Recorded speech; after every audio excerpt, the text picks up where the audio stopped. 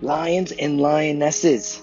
Hey, I was racking my brain thinking I have so much information, so much research that I read all the time. And I'm like, what's the next best thing for them to learn? Because if we look back at what I shared with you so far, it's like the number one principle that you have to know is the first law of thermodynamics, that the amount of food really matters. It actually matters more than the type of food, believe it or not, but it's still good to eat high quality food for other reasons. So that was the first thing. And then the importance of protein, how that when you look in the mirror, you are looking at protein, and every second of the day, cells break down and they have to be rebuilt, and they're made out of primarily protein. And so those are just two principles that are like laws of physical longevity, physical mastery. And so when you have that in place, that's important. Then I shared with you the results tracking system. How do you know you're on track? But there's something that plays a bigger role. And you probably heard Tony say it a million times. But and no matter what you want to achieve in life, he says, and I agree, maybe I agree even more than what he says, is that any goal you have, it's 20% mechanics, like the plan, the things you do, the actions, and 80% psychology.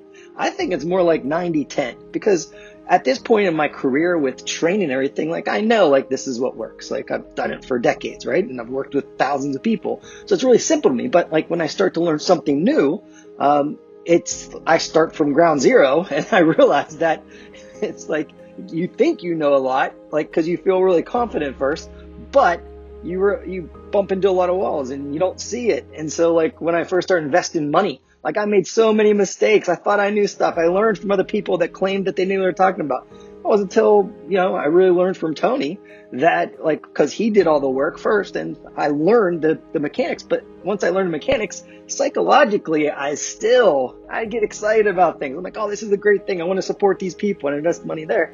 And it wasn't until I mastered the psychology part of that and recognized that myself that that's where I was falling short. And with that, there are so many things. And if you're part of this group, you're not like most people. You probably find it difficult to go to a party and just talk to regular people because people are really distracted with life. They're not really focused on what matters. And most people have beliefs that where they think life happens to them and they have no control over it. And you could just get lucky sometimes, but life is a bitch. That's most people, right? But you're not one of those people, so I can have these conversations with you. And so I want to share with you a study. And I'm going to share with you a ton of studies because I am a scientist at heart. But there's something called scientism. Scientism is like, oh, there's nothing to show that's true. But if that's the case, you would never be able to develop anything new because there's no proof. Like the greatest innovators in the world, the people that have solved the biggest problems or are going to solve the biggest problems, are balanced in their brains. What I mean is if you are completely right-brained, or left-brained, you're completely logical and you have to have facts. And if I don't see it, it's not true. And then that really limits your ability to do anything. And so sometimes you just got to get creative and go for it. Now, on the other hand, so that's really important. But on the other hand, sometimes people are too creative and they have no structure and they're just doing things by how they feel. If you do things by how you feel, your feelings lie sometimes. And so that's why, I taught you the results tracking system to really know, hey, what's the truth here? But both sides have drawbacks. You can be too logical and you can be too creative, and which means that you really don't take action. And so that's something I want to share with you, but I want to start showing you evidence because part of changing your beliefs and really understand the truth is to look at research and looking at people that are successful at something and then put it all together and developing a strategy for you in your current situation, your current lifestyle with your challenges and opportunities. So this study was really interesting. It's all about mind over matter. And so if you look at consciousness has been shown to affect matter in research studies. Now, there are really old studies. There's been studies going on for over 100 years now showing this. But for some reason, it always gets squashed and it's called woo-woo. But every major university has a department studying this. So I'm just going to go with an older study that is where it came from. Ellen Langer She's a medical doctor. At the time, she was at Yale. Now she's been at Harvard since like 1977. Actually met her a few times. And she actually coined the phrase and wrote the book called Mindfulness. It's like 50 years ago, I think she wrote it. She's 74 now, so somewhere around there. And so in this study, they went to a hotel. And in the study, they called it chambermaids. I don't know if they still call it, but they're the people that clean and organize and take care of everything at a hotel. So they clean your room, they do the laundry. It's like somewhat active thing, but it's not like strenuous exercise or anything. And what they did is they put them into two groups. And one group, they rounded them all up and they said, hey, we want to tell you something. We are scientists and we're monitoring your activity. And we realize your activity here at work, just by doing what you're doing right now, is enough to meet the Surgeon General guidelines. Great job. Just keep at it. That's all they did. So they affirmed that, and that changes the way people perceive things. So they have a different belief. And then they had a control group, which they did the same exact jobs, but they did not get this affirmation. They did not get this information. So they just believe they're just working. They can't wait to get home probably, right? I added that part. So what they found was that compared to the control group, the affirmed group, who believed they were doing what is necessary to improve their health, all showed a decrease in body weight, an improvement in blood pressure, and improvement in body fat percentage. Their waist to hip ratio, which is a marker of many different diseases, improved as well, and their body mass index. So they had all these things. And what did they change? Think about it. What did they change? They changed what they believed. They changed that they were doing enough. They were taking sufficient action to improve. Now, as achievers, we have beliefs that more is better. I got to do more. And sometimes we have a belief that we got to be perfect. So if I'm not going to be perfect, then I'm not going to do it. And you probably use the phrase, because I used to do this all the time, I'm all in or all out. Either I'm 100% or not. I'm not doing it all. Either I'm eating, broccoli and chicken breast and drinking water, or I'm eating donuts and sitting on my ass.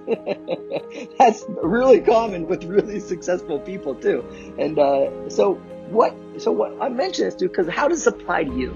Do you believe you're taking sufficient action? So like I make your programs, I do the same programs, same type of programs, same duration. And the only thing that changes is as you become more fit, you can actually do more work. And so that's why you got to pour on the intensity. So challenge creates change. Later on, and I think three sessions from now, probably be like in a week, I'm going to teach you like the principles of physical training. Like how do you know your workout's working? Because I want to give you the logic, the intellect, the science behind how your body works when it comes to exercise. Are you doing too much? Are you doing too little? Most people get injured and frustrated because they do too much and they don't balance it with nutrition and sleep. That's really important. But today, focus on this. Like you got to start questioning things. How do I believe I'm taking sufficient action to improve? If you're doing the workouts, you absolutely are. But a lot of times I'll see people like, they miss workouts and then they come in like, hey, I did both workouts. I have to catch up. It doesn't quite work that way. You can do too much. You can do too little. But what you want to do is like, if you ever get off track, the best thing to do isn't to come back. Like people will say this all the time, like they'll eat bad on the weekend. They're like, I'm going to fast for the next 2 days to get back on track. That's not how it works. Your body tracks things in a 24-hour cycle. It's a natural cycle of nature, which we are a part of. Sun goes up, sun goes down. A host of hormones are affected by this. And this is regulated by sleep and sunlight exposure, believe it or not. And so when that cycle completes, a 24-hour cycle, that's when the scoreboard renews. So what you do is you ever get off track, you just get right back on. You don't go extreme. You don't go all out or all in. You just get back on track. It's about being like very consistent, but not doing too much, not doing too little. So question I want to leave you with. Do I believe I'm taking sufficient action with my exercise, with my nutrition? And then ask yourself about that another. Do I believe I'm taking sufficient action in my finances, in my business, with my partner or spouse, with my friends and my relationships? Just go kind of make a checklist of your life and really see where you're at, because understanding you're taking the time to have self-awareness is one of the prerequisites to improve anything.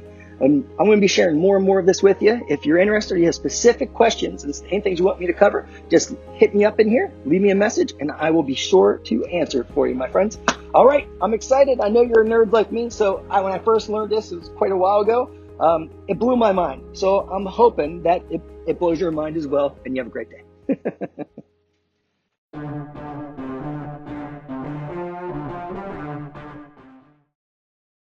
You tap into the real you, but you have to retrain yourself. The way you retrain yourself is you wake your ass up in the morning and you say, I am here for a reason and a purpose. And it's bigger than my moods.